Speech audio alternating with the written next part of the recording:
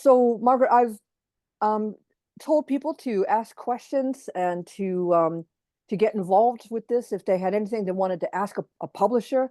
And I think one of the questions that comes up a lot is, how did you get started with the Wessex Astrologer?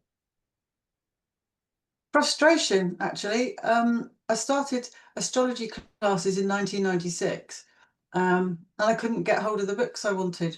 So, there were long delivery times. It was back in the day, we had to order books. It took 6 weeks for them to arrive.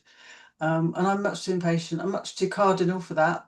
So I was in this astrology group and I thought, well, if I can get some books, then everybody else who's also frustrated can get them. So I went into the bookshop and I saw the sticker on the back of one of the books with a phone number very helpfully. So I just phoned them and said, can I buy some books from you from our astrology group? And they said, yeah, sure, we'll give you 40% discount. What do you want? So I got started selling books. That's how actually Wessex started.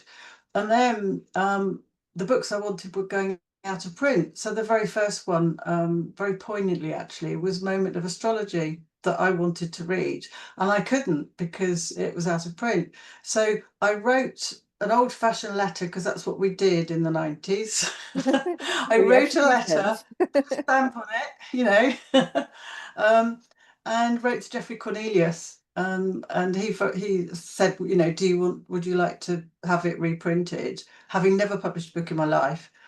And at the time he said no, but he said he'd come back to me. But then I got to know Camilla, and Camilla Sutton and I, really good friends going back to the mid-90s. And she wanted to write a book and I wanted to get publishing.